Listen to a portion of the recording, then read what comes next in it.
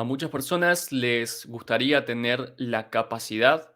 de transformar la realidad a través de una simple palabra, como si fuéramos magos, como si fuéramos grandes hechiceros. Y también a quién no le gustaría adquirir las capacidades, las habilidades y los poderes de los grandes personajes de tus historias favoritas, de la mitología y de las personas a las que admiras.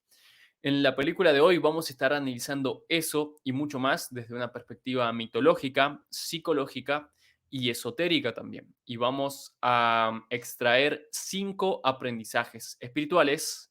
de esta nueva película llamada Black Adam. Acompáñanos. But in the process of doubting, you clear the brain of all its stupidities, its superstitions, its illusions. Camera speed. Sound production, take one.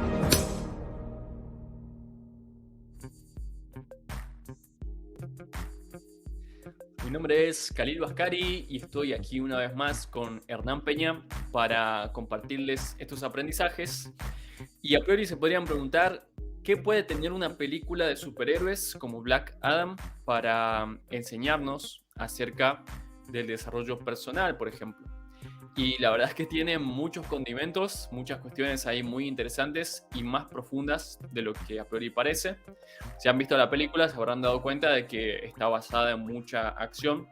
pero tiene un trasfondo simbólico muy interesante que realmente cualquiera podría aprovechar. ¿Cómo estás, Hernán? Hola acá, hola a todos, muy bien. Y efectivamente, en películas como estas, aún quizás en géneros que a priori no es que ahondan en cuestiones psicológicas de manera directa, o que a priori es eso la etiqueta o cómo se venden, aún así tienen allí presentes muchas lecciones y cuestiones que podemos aprovechar para enriquecer nuestra vida cotidiana, como exploramos, analizamos y compartimos también en estos podcasts. Y casi, ¿te parece? Les comento. Sí, les comparto y les comento. Quería integrar las dos palabras en una sola. Un poquito respecto a qué trata esta película para aquellos que no la hayan visto, ya que está recientemente estrenada. Dale. Muy bien. En este caso, se trata de en una ciudad llamada Kandak, específicamente en Medio Oriente, que inicialmente nos muestran cómo en la historia, en 2600 a.C. específicamente, había en un reino, una tierra, una cultura muy, muy rica en conocimiento y en muchas otras artes, más comenzó a haber una especie de tiranía y desvíos, podríamos decir, en su cotidianidad, en su manera de relacionarse, de vincularse, y aparece lo que se conoce como un campeón. Alguien que está dotado con poderes omnipotentes de antiguos dioses, sabios, conocidos también en otras franquicias dentro del mundo de DC, como es Shazam, y que justamente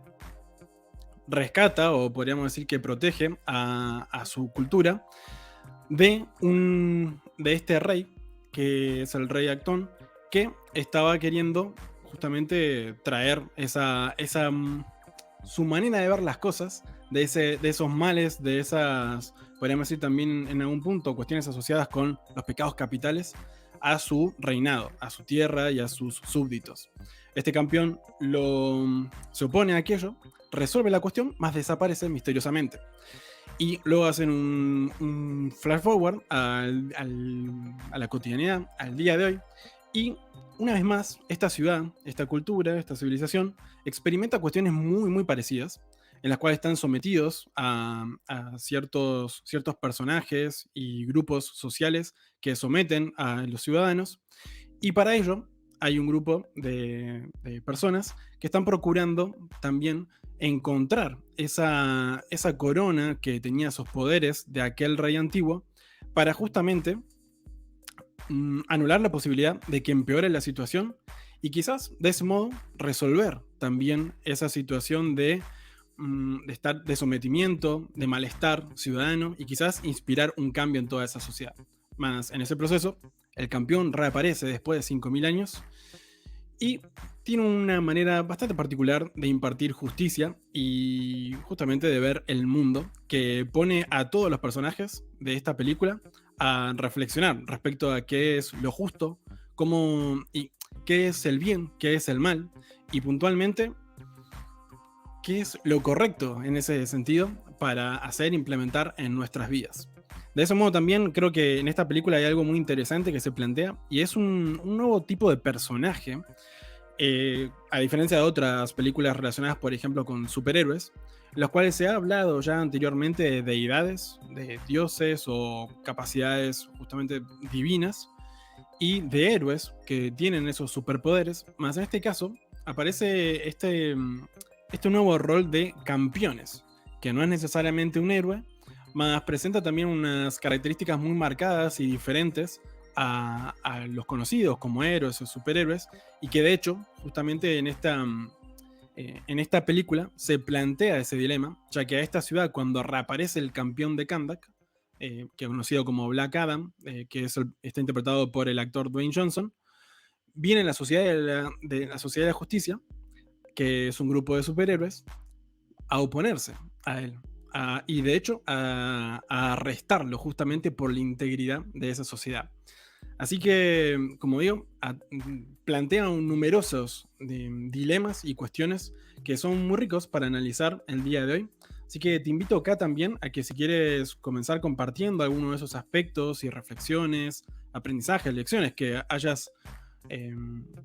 disfrutado a lo largo de la película, que los compartas y disfrutemos contigo también en ese relato. Sí, lo primero de todo es notar que cada uno de los personajes representa alguna clase de poderes, de habilidades, de arquetipos también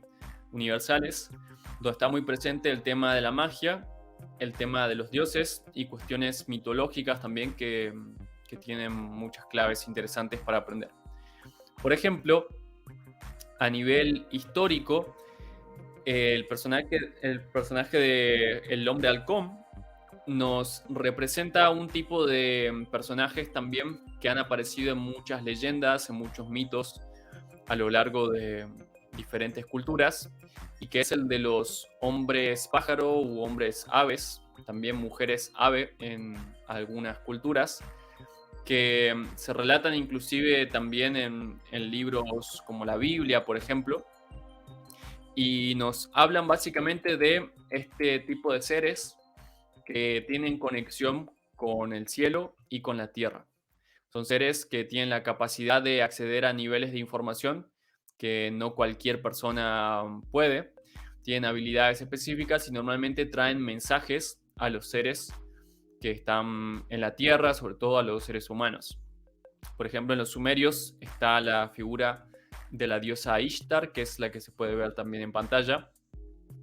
que pues es la gran responsable, una de las grandes responsables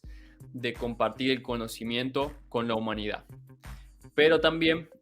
al tener tanto poder, muchos la han visto y la han considerado como una figura bastante controversial, algunos inclusive maligna en algunos tipos de sociedades. En Kurdistán también estaba esta figura llamada Melek Taus, que también es una especie de hombre pájaro. En la cultura acadia le decían Ansu. En Japón están los Tengu, que son considerados en general como demonios alados, con forma humanoide, digamos. En la isla de Pascua también, si varios recuerdan, la isla de Pascua es donde aparecen esas representaciones de cabezas enormes. Ahí también adoraban a una deidad llamada Tangata Manu, que era uno de los dioses más importantes también para ellos,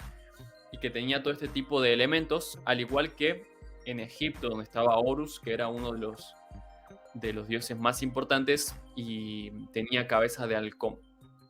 Y en Grecia estaban las arpías, que normalmente eran figuras femeninas, que eran una mezcla de aves con mujeres directamente. Si bien cada una de estas deidades o representaciones tiene algunos elementos diferenciales, lo que podemos ver ahí es que en diferentes tiempos, en diferentes culturas, la mente humana tomaba esta representación para simbolizar el hecho de nuestra capacidad de conectarnos con lo más divino, con el cielo, con un plano de información que para los seres humanos permanece oculto y que sin embargo a través de un determinado camino iniciático o un camino espiritual se puede acceder a él. Y también quizá el que mejor nos señala esa cuestión es el dios Tot de la cultura egipcia, que era el dios de la sabiduría prácticamente, era el escriba de los dioses y era quien tomaba todo ese conocimiento de la divinidad y lo dejaba plasmado a través de jeroglíficos, a través de papiros y a través de libros para que los sumos sacerdotes puedan aprender y aprovecharlo también para sus propias vidas. Entonces aquí en la figura del hombre halcón, que si bien en la película aparece como uno solo, después en la saga de los cómics van a ver que en realidad es toda una sociedad de personas halcón que tienen estas alas, digamos, estas capacidades, y que también en la cultura judeo-cristiana se representan a través de los ángeles,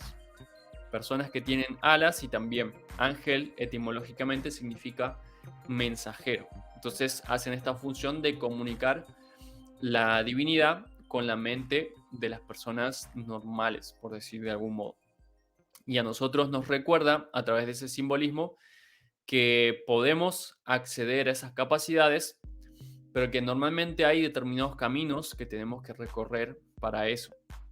En las culturas chamánicas también a través de la figura del ave, como por ejemplo el cóndor, el halcón justamente o el águila, se simboliza esa capacidad, esa habilidad de ver también las cosas desde arriba, a no identificarnos tanto con los conflictos o con determinadas situaciones limitantes y por el contrario, tener una perspectiva amplia, considerar una mayor cantidad de cosas y ver también con más precisión las cuestiones, que es algo que se enseña en el budismo, por ejemplo. En la época más moderna, la programación neurolingüística también hace mucho énfasis en que para entender y transformar las cosas precisas mucha agudeza sensorial. Así como las águilas tienen una gran agudeza visual, en el budismo te dicen que tienes que lograr percibir las cosas tal y como son. Y esta agudeza sensorial en la programación neurolingüística nos enseña y nos recuerda que ante cada situación que pasa en la vida, normalmente las personas viven inmersas en sus propias interpretaciones de lo que está pasando, sus propias creencias, sus propios prejuicios, en vez de simplemente observar las cosas tal y como están siendo. Y en muchos casos, cuando logramos ese estado, podemos darnos cuenta de que gran parte de los miedos o las aparentes dificultades no son para tanto, digamos. Son cosas que la mente está exagerando y que si lográramos simplemente abocarnos a las cosas objetivas, pues estaríamos más tranquilos, lograríamos ver también más posibilidades y resolver más fácilmente las cosas. Así que aquí ya tenemos un primer elemento mitológico para mencionar los personajes y hay varios más de otros personajes que también son muy interesantes. No sé si quieres añadir algo más, Hernán, o plantear alguna otra cuestión mitológica también que recuerdes. Sí, pues de hecho me recuerda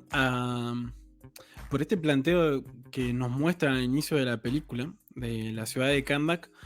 como este centro del conocimiento, de sabiduría, de mucho brillo, de florecimiento, que ahí comentan también que durante siglos, de hecho. Me recordó a mitos como, por ejemplo, mitos y leyendas como el de la Antártida. Bueno, pues para algunos mitos, leyendas, para otros real, y de hecho hay investigaciones también al respecto. Más me recordó a esto, a la Antártida, también con esa descripción de una sociedad tan floreciente y tan brillante, aparentemente en diversos aspectos, más que también ocurre, al menos en los mitos de la Antártida, comentan que han habido cataclismos asociados a, o directamente, si no, a cuestiones de desvíos o cambios de perspectivas, de maneras de interpretar y de gestionar las cosas en la cotidianidad de los propios gobernantes y de los propios conciudadanos también. Y en este caso de la película, como allí comentábamos al inicio, cuentan que si bien había estado floreciendo durante siglos, llega el rey Actón y que usó el ejército y demás cuestiones para establecer también un cierto régimen tiránico con ambiciones también bastante macabras y relacionadas con, sí, con cuestiones ocultas y de los demonios y la magia negra, obsesionado con la magia negra. Y, y ello me invita a reflexionar en dos cuestiones. Así que por un lado es también complementando lo que has mencionado acá y a su vez también redirigiendo a otra enseñanza específicamente que extraigo de lo disfrutado a través de la película y que tiene que ver con la... En este sentido, la importancia de de la visión holística y ¿cómo podemos decir? La impecabilidad de las consideraciones y no solo del análisis, sino también de la puesta en práctica que se realiza de la misma en todos los ámbitos de la vida, de la realidad de cada uno. A veces ocurre que, mismo en la sociedad actual, a veces se procura resolver ciertas cuestiones tan solo a través del conocimiento o aplicando herramientas, sustancias o relaciones, más pretendiendo que ello resuelva todas las áreas sutiles y densas de nuestro día a día o de una situación. Más en cambio, enseñanzas antiguas de estas mitologías y diversas culturas como las que describimos el día de hoy y a lo largo también de cada uno de los capítulos de este podcast, nos mencionan justamente la importancia de atender todos los aspectos que conforman la realidad de lo que llamamos el mundo real, nuestra vida cotidiana. Y el pretender o el suponer y actuar como si fuera suficiente tan solo hacer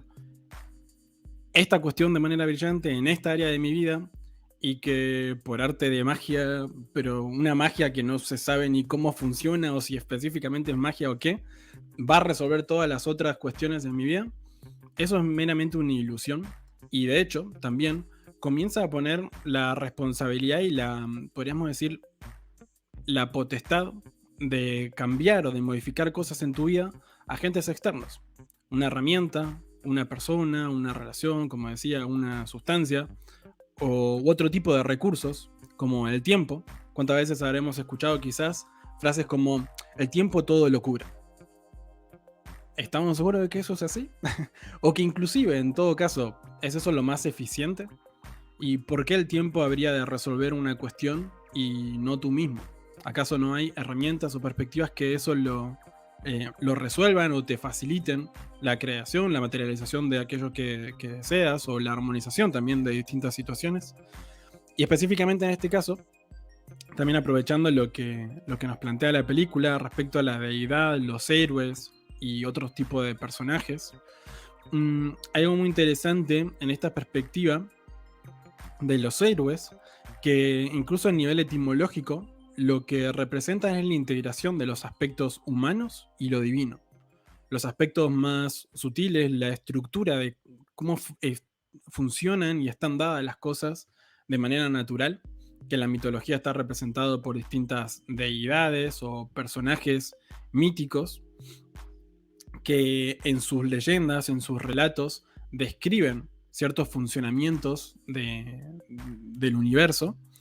y los aspectos humanos, que son los cotidianos, lo de nuestro día a día, nuestras relaciones, nuestros emprendimientos, lo que hacemos momento a momento y en cada circunstancia. Y estos héroes, no solo en el ámbito de las películas, no solo en las producciones cinematográficas u otros audiovisuales, sino que también antiguamente eran reconocidos por esa impecabilidad y lo brillante de sus consideraciones y aplicaciones, ya que integraban en ellos mismos, en sus pensamientos, en sus palabras, en sus emociones, en sus acciones cotidianas, los aspectos divinos, sagrados, esa estructura, ese funcionamiento natural de las cosas, en cada uno de esos ámbitos en los que ellos estuvieran implicados. Y del mismo modo, otro elemento que me parece interesante para resignificar y analizar de una perspectiva diferencial tiene que ver con los demonios. En esta película también viene dado, presentado en dos instancias principalmente. Por un lado, bueno, están íntimamente relacionadas, pero es con la corona, específicamente la corona de Sabbac, la cual estaba forjada por los demonios antiguos, y, e inclusive el propio Sabbac, que es quien invocan personificando todas esas cuestiones del mal, entre comillas, obviamente. Y los demonios, etimológicamente, y también en la antigüedad, en distintas culturas antiguas, como las romanas, las griegas, no tenían esa perspectiva de, ok, si es un demonio, es malo. De hecho, proviene, por ejemplo, el vocablo griego, proviene de un significado que es el de genio, que quizás hoy en día no está asociado tampoco necesariamente a algo bueno o algo malo, per se. Inclusive, estos daimon, concretamente, que es la palabra en griego, son específicamente divinidades menores, no tan importantes quizás como por ejemplo en esa cultura, Zeus u otros dioses con mayores renombres, más estos concretamente lo que eran considerados fundamentales en el desarrollo de la vida y de las buenas funciones de las cosas en la naturaleza. De hecho, la palabra daimon proviene de una raíz más antigua, indoeuropea, que lo que significa es distribuir. Los demonios estaban enfocados a leyendo, al igual que como mencionaba acá con personajes míticos, como estas cuestiones de los aspectos o personajes alados, estaban encargados de leer justamente esa estructura de las cosas, esa estructura más sutil, esas dinámicas sutiles que interrelacionan, entramando las cosas, quizás más allá de lo que percibimos a través de nuestros sentidos, y dada la comunicación, a cómo informamos en nuestro día a día, a nuestra mente, o a lo que consideremos como lo divino, pues los demonios distribuían, proveían correspondientemente para con ello. Y claro, cuando las cosas no se daban exactamente como uno creía que había invocado en su día a día, le echaba la culpa, le atribuía, mejor dicho, la responsabilidad a esos males que cada una de las personas estaba experimentando, a esos demonios. En algún punto podría decirse que es cierto, el demonio había facilitado, había otorgado la materia prima precisa justamente para que se recree o mejor dicho, sí, para materializar ese resultado, esa situación, más quien había impartido esa orden era uno mismo. Y ese es un aspecto que en estas mitologías y en cada una de estas culturas que se pueden considerar como iniciáticas, que iniciaban este camino, invitaban a iniciar a cada uno este camino de autoconocimiento y de armonía, de coherencia, de congruencia y de brillo en nuestra vida cotidiana, justamente pone de manifiesto este aspecto de que cada uno de nosotros somos responsables de la dirección, el sentido y los productos de cada una de las acciones que realizamos en los aspectos más sutiles y que luego generan las cuestiones en lo denso. Esto está reflejado, por ejemplo, en principios herméticos como el de generación, que dice que todo en cada circunstancia, en cada lugar, en cada momento, está siendo creado y que los responsables de esa creación somos nosotros y también, como ya hemos explorado en diversas circunstancias, con un orden específico, desde los aspectos más sutiles hasta los más densos. Y para ello, todo ese proceso es importante atender y no solo quedarnos con las cuestiones, solo unos aspectos de todo ese proceso, de esa secuencia, como podrían ser, como mencionaba antes, los demonios, que tan solo lo que hacían es distribuir, proveer aquello que has informado, que era lo que precisabas, lo que valorabas, con tus creencias, por ejemplo, con tus ideas, con las palabras, con qué es lo que dices, con qué es lo que te dices concretamente, por ejemplo. Y ese también es un elemento muy relevante en esta película y que de seguro ahora en próximos minutos estaremos explorando un poco más en profundidad. K, ¿algo más que quieras también mencionar complementando esto? O alguna otra enseñanza también, obviamente. Sí, continuando con estas claves mitológicas y y desde el punto de vista de la magia también, que es algo que está muy presente en estas películas. Quienes habrán visto la película de Shazam o conocen el personaje también, se darán cuenta de que estos personajes están íntimamente enlazados. La palabra mágica que utiliza Black Adam para adquirir sus poderes o para desactivarlos también es justamente la palabra Shazam. Esta palabra viene con un sentido muy cargado desde el punto de vista mitológico. Lo que cuenta esta historia que comparten Black Adam y Shazam, que son los campeones, es que existen determinados magos que prácticamente viven en un orden atemporal y que conceden estas habilidades, que son habilidades, prácticamente podríamos decir, el uso de las fuerzas universales, las leyes de la naturaleza, y el campeón que adquiere estas habilidades prácticamente se convierte en un gran mago que tiene distintos tipos de poderes exacerbados que no cualquier otra persona tiene. Y en este nombre, en esta palabra mágica, Shazam, están contenidos muchos de estos principios de enseñanzas y características. Básicamente, las habilidades que tienen estos campeones se resumen a través de esta palabra de la siguiente forma. La S simboliza a Salomón, que era un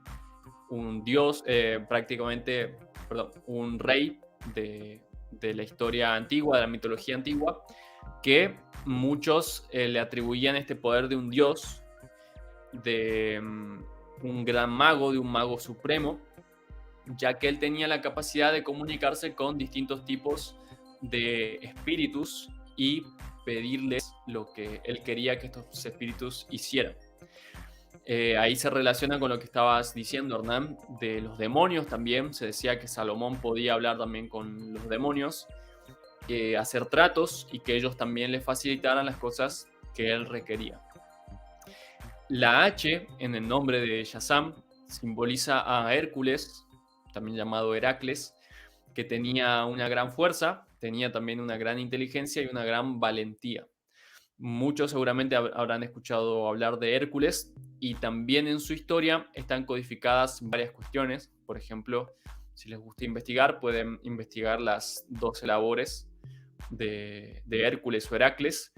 y van a ver cómo esto simboliza también este camino que van desarrollando los héroes,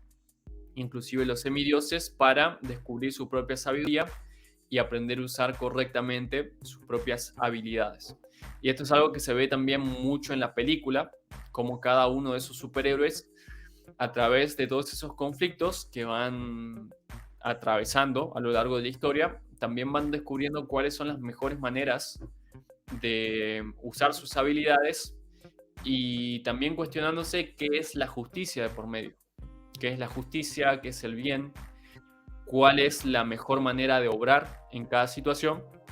o lo que en la filosofía se llama la ética, cuál es la manera correcta de actuar en cada tipo de escenario. Luego, continuando con el nombre, la letra A simboliza a Atlas, que es otro de los grandes dioses. La Z simboliza a Zeus. También esto se puede ver bastante simbolizado en la película de Black Adam, en la cuestión de los rayos. Pueden ver que Black Adam tiene un manejo de los rayos. También Shazam, cuando se transforma, baja un rayo del cielo y prácticamente hace esa labor, digamos, ese efecto mágico de transformación. Y esto tampoco es casual, ya que Zeus se consideraba el dios supremo, digamos, el más sabio, el más habilidoso, y el rayo viene a simbolizar el uso y el manejo de la energía. Como cuando aprendemos a manejar la energía, aprendemos a manejar la realidad también. Tenemos esa capacidad de transformarnos y de transformar las cosas a nuestro alrededor. Pero para manejar la energía tenemos que aprender a manejar la mente. Y eso es algo que Black Adam en general no hace o le resulta difícil porque no adquirió los poderes por su propia ética, no lo adquirió por sus propios valores, sino que, como se ve después en la película, alguien le traspasó esos poderes sin que él se los haya ganado. Eso también nos recuerda a otras personalidades de la mitología, como Prometeo, por ejemplo, que prácticamente robó ese fuego sagrado de los dioses para dárselo a los seres humanos, sin que los humanos se lo hayan ganado por sus propios méritos. Entonces fíjense ahí todos los factores que hay de la mitología, de la sabiduría antigua también, y que están codificados en esa historia. Dentro del nombre también está la letra A, que simboliza a Aquiles. Es uno de los personajes de la mitología griega antigua y que simboliza la gran habilidad para pelear, es decir, para ser un gran guerrero.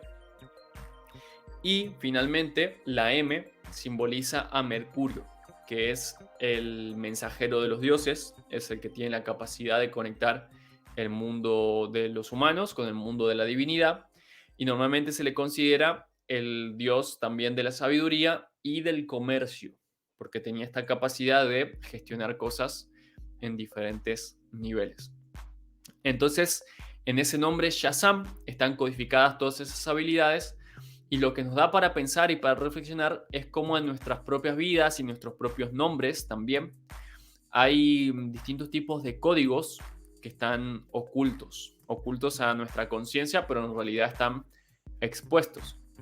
Si tú averiguas, si te implicas en averiguar, por ejemplo, la etimología de tu nombre, seguramente vas a descubrir cosas ahí bastante interesantes que puedes aprender y puedes reflexionar, y te pueden ayudar a comprender también el porqué de muchas cosas que vives, cómo estás condicionado a ser de determinadas maneras. Por ejemplo, nombres fáciles de entender desde nuestra cultura, como por ejemplo el nombre Soledad, el nombre Dolores o el nombre Remedios. Fíjense cómo nos están dando ahí claves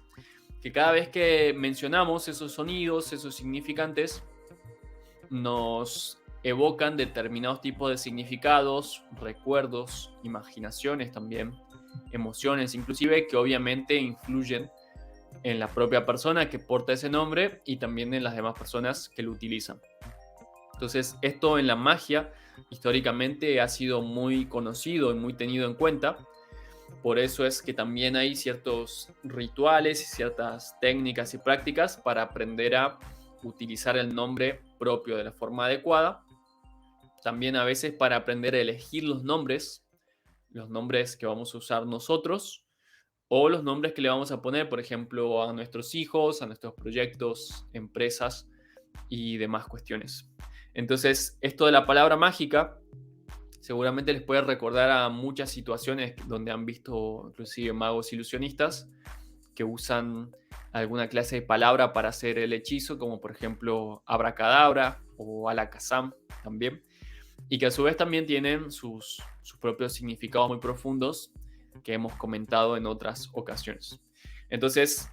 el segundo aprendizaje dentro de este camino que yo les quiero aportar es que presten mucha atención a los sonidos, a las palabras, a los nombres específicamente,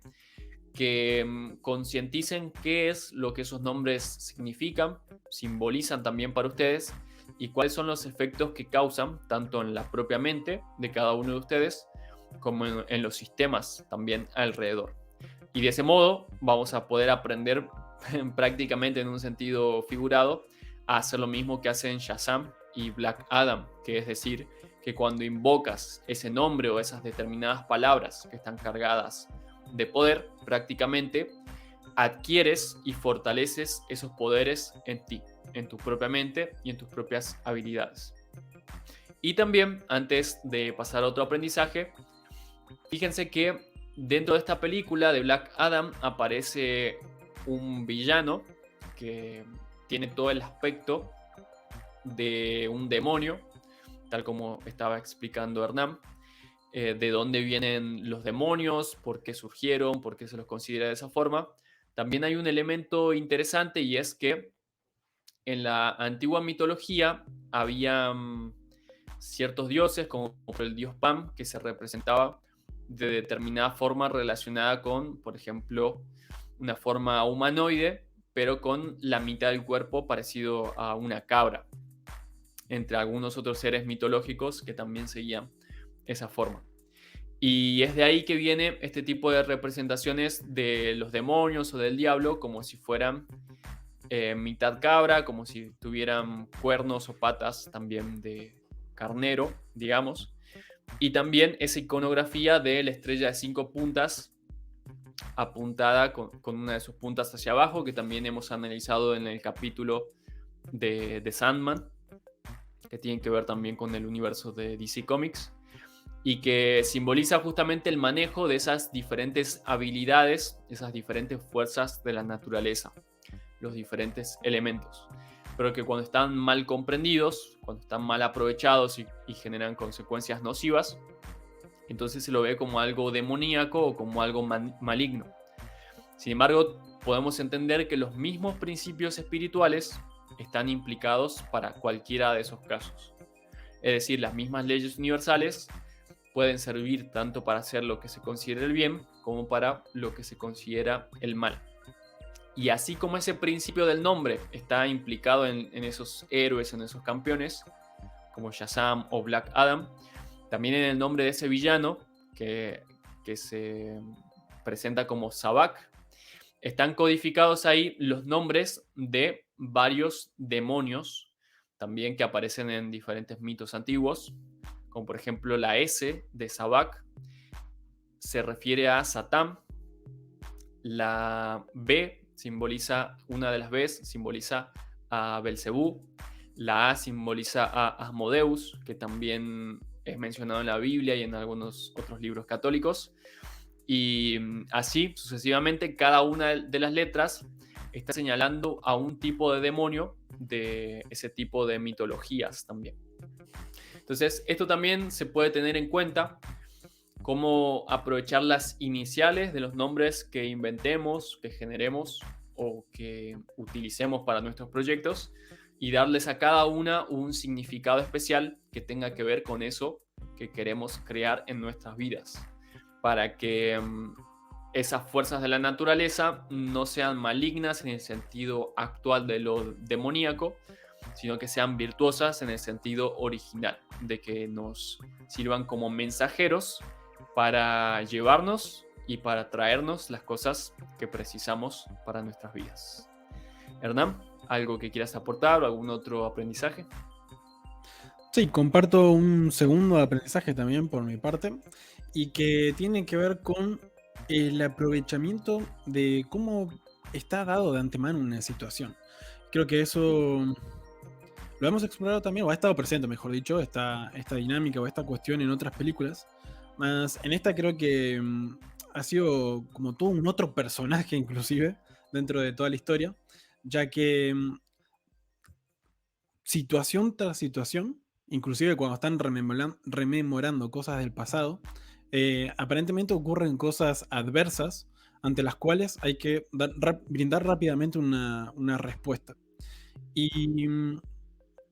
y algo que me parece interesante o curioso es cómo inclusive hasta los propios dioses o divinidades o los más sabios también pecaban de esta misma cuestión o de esta misma falta. Vamos a hacer una aclaración. Pecar, o el pecado como tal, esa palabra tiene como origen el significado de errar al blanco, errar al objetivo, a los que te hayas propuesto. No tiene que ver con algo necesariamente malvado, maligno o que mal he pecado. Simplemente me propuse hacer algo y no lo logré. La actitud ante ello, pues justamente marcará una gran diferencia en la respuesta a brindar en cada circunstancia. Y eso es justamente lo que noto en esta película también como un gran aprendizaje.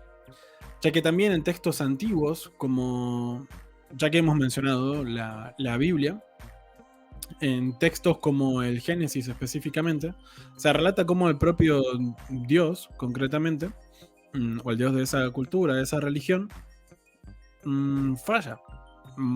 en bastantes ocasiones. Es decir, se propone algo y no exactamente consigue lo que se ha propuesto. Entonces tiene que responder ante ello haciendo algún cambio, alguna modificación, alguna reformulación, no solo en su producto, sino también en él mismo, desde donde interpreta las cosas y va a ordenarlas también. Ordenar en el sentido de impartir una orden, más también brindar un orden específico a ese sistema. Entonces hay algo también muy interesante aquí en la película, y que inclusive esta cuestión del destino está representada en un personaje de esta Sociedad de la Justicia, que, que es el Doctor Fate, justamente el Doctor Destino, un personaje que, explorado de otra manera, está también en la serie de Sandman, y, y en el que se da, junto a este personaje y otros, varios diálogos respecto a qué implica el destino y la relación que tenemos para con ello. Y algo muy interesante también es que aquello que tomamos específicamente como algo imposible de modificar, surgen dos posibilidades, básicamente, o simplificando esta cuestión. Por un lado, someterse a aquello,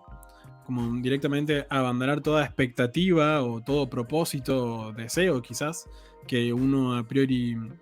desearía plantearse y lograr, o no aceptarlo o rechazarlo inclusive, generando un conflicto. Y un conflicto al cual lo que hace es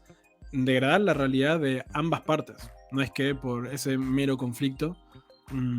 resuelve una cuestión. Y ya voy a decir por qué también ese aspecto es relevante. Es ahí donde esta cuestión de lo que va sucediendo y ocurriendo en una determinada circunstancia, entendiendo todo lo que ya estuvimos hablando de estos aprendizajes en esta película, cada una de las situaciones o cuestiones que nos parezcan caóticas, conflictivas, vienen dadas por un trasfondo o diversos elementos que ya han direccionado todas las cuestiones para que se organicen de esa manera.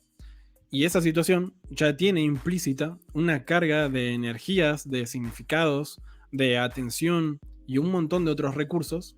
que pueden utilizarse, de hecho, a nuestro favor.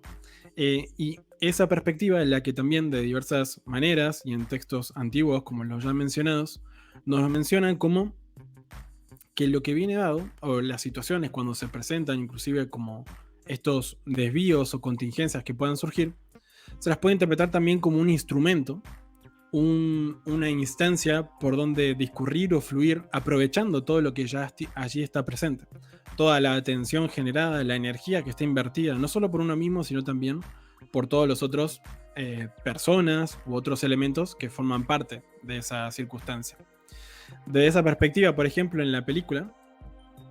ya desde el inicio se plantea este dilema en el cual el propio pueblo de Karnak, que estaban sometidos, esclavizados para en diversas minas extraer minerales, el mineral conocido como Eternium, muy relevante también para toda esta mitología, y que cuando lo encuentra uno de estos ciudadanos, encuentra uno de estos minerales, entre los propios conciudadanos comienzan también a lincharse o a pelear entre sí, y que no se condice mucho con diversas cuestiones que ellos mismos como sociedad se estaban planteando. También estaban siendo sometidos, más al mismo tiempo ellos eran un número más grande, y habían abandonado toda aspiración de libertad u otras cuestiones que diversos personajes planteaban como algo valioso y que su propio pueblo habían olvidado. Por ejemplo, también el propio Ted Adam, que era el padre del que originariamente era el campeón, Urut, le dice a su hijo, salvándolo también de represalias de los propios guardias de este rey, le dice: no tienes por qué ser el héroe, que alguien más sea el héroe, ya que los cementerios están llenos de ellos. Fíjense como en esa frase también tiene un sesgo, porque los cementerios creo que hay todo tipo de personalidades, más en sus propios dichos también estaba reflejando esa creencia o cómo estaba valorando cada circunstancia y simplemente sesgando su conocimiento, sus frases y sus acciones también cotidianas, no habilitando, o creo que la palabra correcta sería inhabilitando, la posibilidad también de hacer algo heroico desde la perspectiva que mencionábamos antes. Y en su contraparte, por ejemplo, más adelante, el propio el propio Doctor Destino, por ejemplo, le comenta, bueno, en una circunstancia, salva a otro personaje y le dice que su destino o ciertas cuestiones, como él venía ya ordenando su vida, era que iba a fallecer de una determinada manera.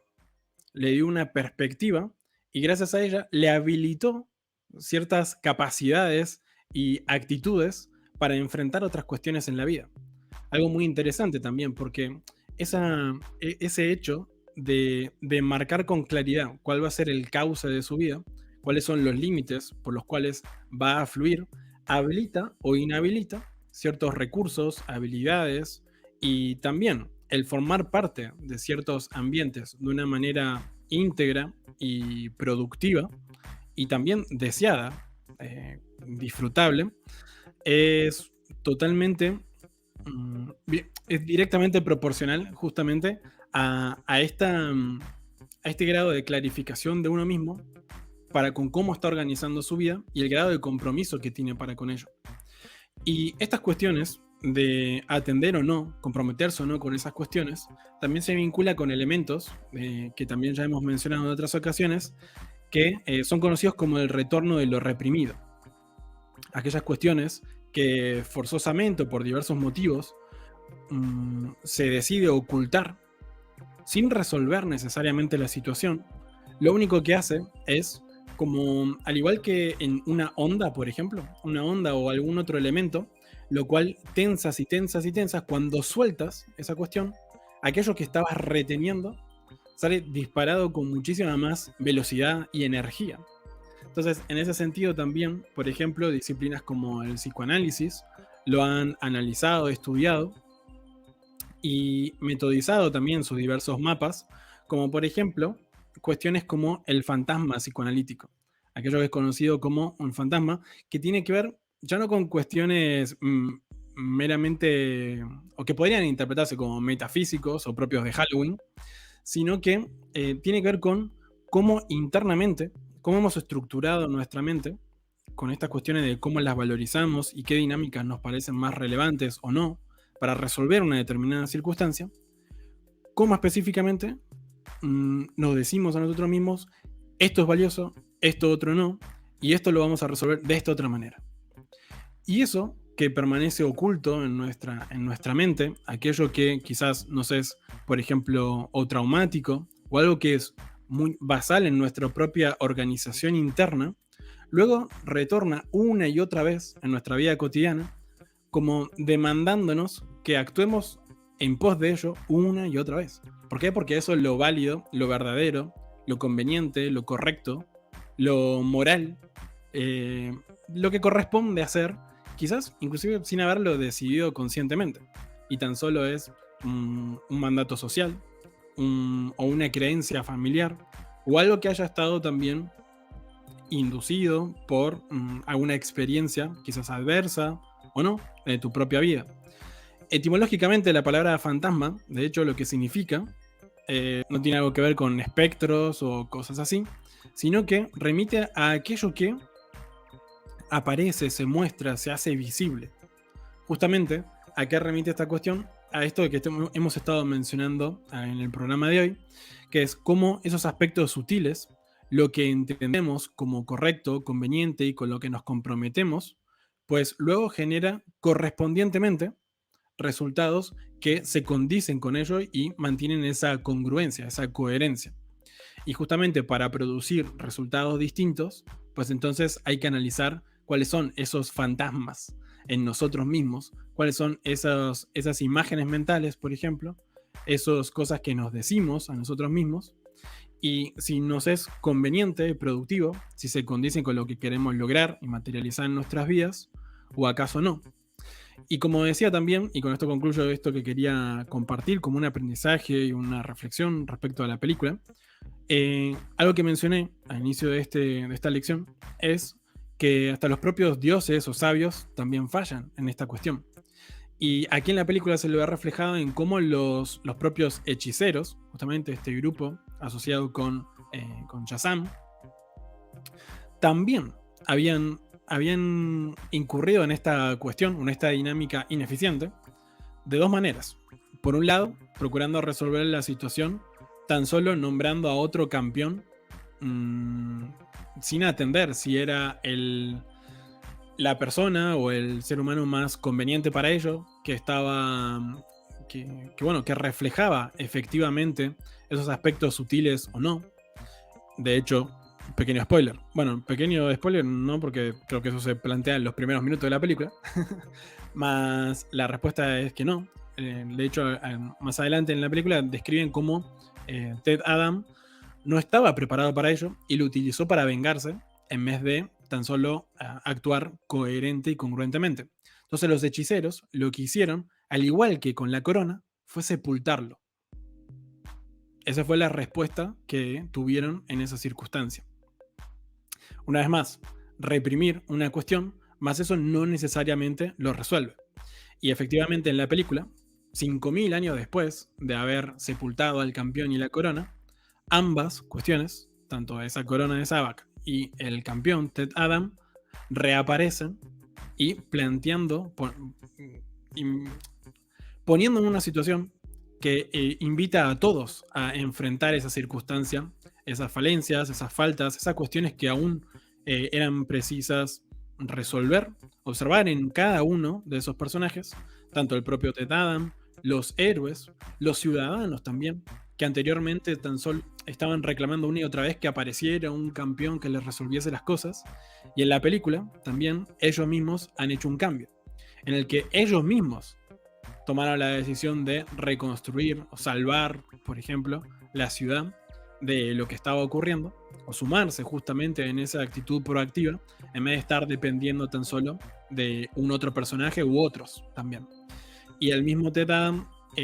también recorre ese camino en el cual reflexiona respecto a la violencia, la venganza, y qué cuestiones son valiosas y congruentes para con lo que ahora sí tenía claro que quería materializar para con él y para con los demás, que quería inspirar en su vida y en el mundo entero.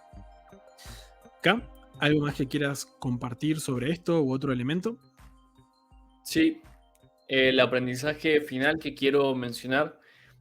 es que tiene que ver con esto que decías, es acerca de la justicia y qué cosas tener en cuenta para lograr ser justos en nuestras propias vidas también.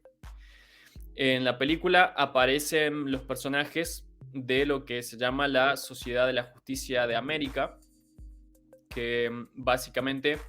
son una serie de héroes, de superhéroes, de personas con habilidades, que son enviadas a su vez por otras autoridades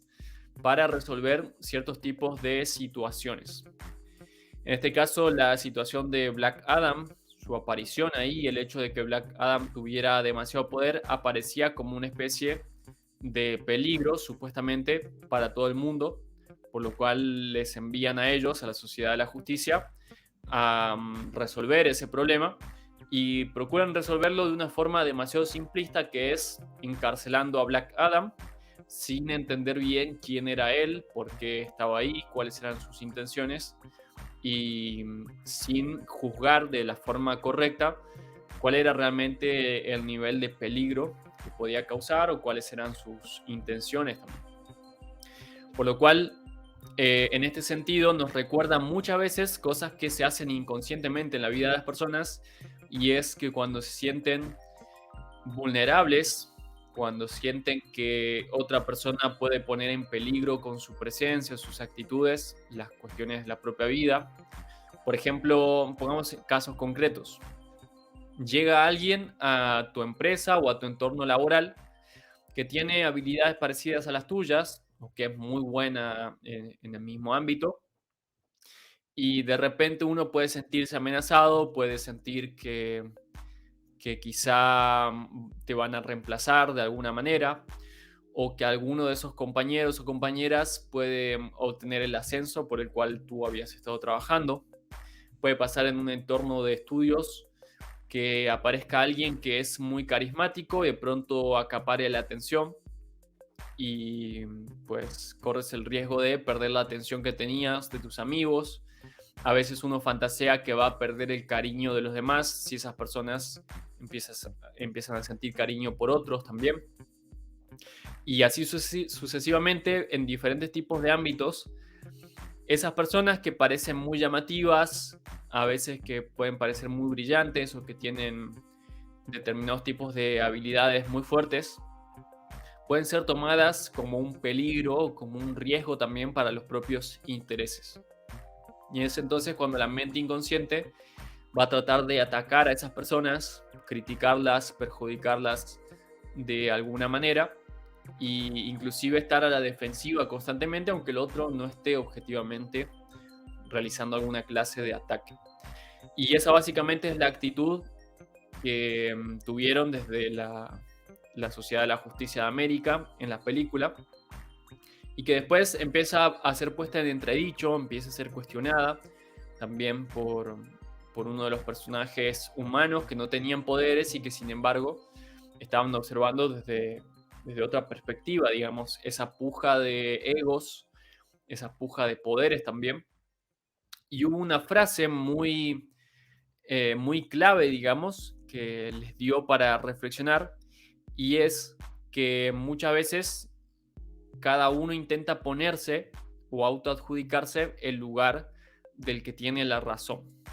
el lugar de ser el representante de la justicia, de ser el dueño de la verdad,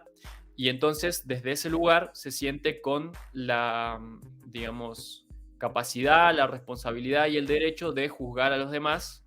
y decir que los otros son los que están equivocados directamente, que los otros son los que están mal o que tienen que ser detenidos de alguna manera. Y esa también es una actitud muy tramposa que hay que tener muy en cuenta, que hay que observar con cuidado. Es una de las maneras en las que se expresa el ego. El ego, el yo, básicamente es sentirnos identificados por alguna clase de cuestión, creer que nosotros somos eso y que todo lo demás puede poner en peligro a uno mismo, digamos. Cuando en realidad lo único que se pone en peligro cuando encontramos a alguien que tiene una perspectiva diferente son solamente las propias creencias en algunos casos. Si ese que piensa diferente te da ideas diferentes, te da argumentos diferentes, quizá pueden entrar en riesgo tus propias consideraciones acerca de ti, acerca de lo que estás haciendo o tu propia visión del mundo, y eso por el ego es tomado como un riesgo, porque, digamos, es una falsa identidad a la cual estás anclada, y si desapareces, si cambian las creencias, si cambian las ideas, de pronto esa parte de ti desaparece también. Pero no significa que tú dejes de existir. Y gran parte del desarrollo personal y del camino espiritual implica aprender a hacer ese discernimiento, a distinguir que no somos el ego, no somos simplemente nuestras creencias, no somos lo que nos han dicho que éramos y no somos nuestras costumbres ni nuestros hábitos, nada más. Si aprendes a entender que tu identidad y tu supervivencia no dependen de eso, entonces vas a ser capaz de tomar las diferencias de los demás como posibilidades y no como ataques y no como riesgos hacia tu propia vida. Entonces, para ser justos, para obrar con justicia en nuestras propias vidas, es muy importante, primero, aprender a discernir y en base a ese discernimiento hacer los juicios precisos y adecuados, basándonos en algún criterio que sea objetivo, no solo en proyecciones, no solo en los propios sesgos, ni en los propios miedos. Y además tener en cuenta que lo diferente puede servirnos para aprender, que no necesariamente hay que rechazar lo diferente, que no necesariamente hay que intentar dejarlo afuera, como por ejemplo trataban de hacer la Liga de la Sociedad de la Justicia por un lado y Black Adam por otro. Querían que la otra facción se quede afuera del asunto y ellos solamente aplicar su propio plan. Pero finalmente se logra ver que si no hubiera sido por el hecho de elaborar juntos, por el hecho de cooperar y de aportar cada uno sus habilidades y sus factores diferenciales, no hubieran logrado vencer a ese gran enemigo que se les había presentado. Y aquí hay una frase muy clave dentro de la película, que es que la muerte es el único camino a la vida. Y ellos no lograban entender realmente qué significaba eso. Después el villano, justamente alguien diferente, les termina mostrando codificada esta cuestión iniciática, que es que cuando uno se anima a morir a la identidad actual, a quien uno cree que es, cuando dejas que esas identificaciones perezcan, es cuando puedes acceder a muchas otras posibilidades. Cuando no te sientes limitado a ser quien se supone que eres, sino que puedes ser quien tú quieras ser. Y si puedes ser quien tú quieras ser, entonces puedes hacer también lo que tú quieras hacer. Y esto se ve muy claro en estas historias como Black Adam y como Shazam, donde Shazam también específicamente es un niño que a través de entender este poder de las palabras mágicas y demás, logra ser quien él quería ser. Elige ser un héroe y elige tener esos poderes y ese estilo de vida que conllevan fuertes responsabilidades, pero también, digamos, le da un sentido y un propósito a sus propias vidas. Entonces, esta cuestión de hacer que una parte tuya muera, animarte a morir a quien crees que eres, es lo que se llama en el esoterismo la muerte mística. Es un proceso por el cual van pasando muchas personas consideradas santas y efectivamente tiene que ver con trascender esas cuestiones del ego, esas ilusiones acerca de la propia vida y acceder, gracias a eso, a nuevas posibilidades y a nuevas áreas de la realidad. Áreas y cuestiones que para muchas personas pueden ser consideradas divinas directamente. ¿Quieres aportar algo más, Hernán, para ir concluyendo? Y también si quieres recordar algo a nuestros oyentes, pues puedes hacerlo ahora. Desde ya, pues eso, valorizar una vez más lo que has mencionado y que también, no solo estas lecciones, estos aprendizajes de cada una de estas películas, sino también de las anteriores que hemos estado revisando ya, revisitando y disfrutando en este podcast Películas de Espiritualidad de Shine Studios. Y por ello, les invitamos también, para estar atentos a los próximos videos y publicaciones, a suscribirse a este canal de Shine Studios en YouTube, que le den a la campanita, activen, para que justamente YouTube les notifique cada vez que haya una nueva publicación, que le den un me gusta a este video y lo compartan con todo el mundo, así les inspiramos también en estas reflexiones, estos aprendizajes para aprovechar en nuestra cotidianidad, en nuestros proyectos, en nuestras relaciones. Y para ello también pueden acompañarnos en Facebook, en nuestra fanpage, donde nos encuentran también como Shine Studios, y allí están en contacto. Leemos sus comentarios a su vez, tanto aquí debajo en el video, en las redes sociales,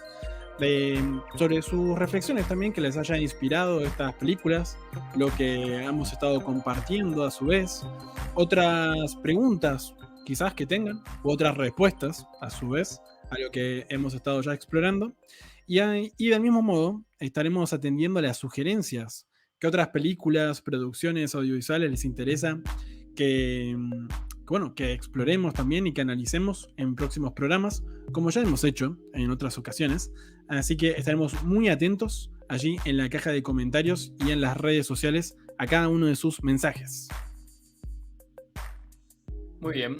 ¿Una reflexión final, man, que quieras compartir para concluir? Pues que en ese sentido, cada uno de los análisis o nuestra manera de actuar también en cada circunstancia provienen del mapa mental de cada uno. Y en ese cada uno me refiero a nosotros mismos, y luego también entendiendo eso en las acciones y en las reacciones de otros. Y en ese sentido, creo que tener eso en cuenta nos va a facilitar el analizar correctamente, justamente, y de manera juiciosa, con críticas apropiadas, es decir, con los criterios que hayamos integrado de manera más objetiva, considerando estos principios herméticos, universales, que están presentes en toda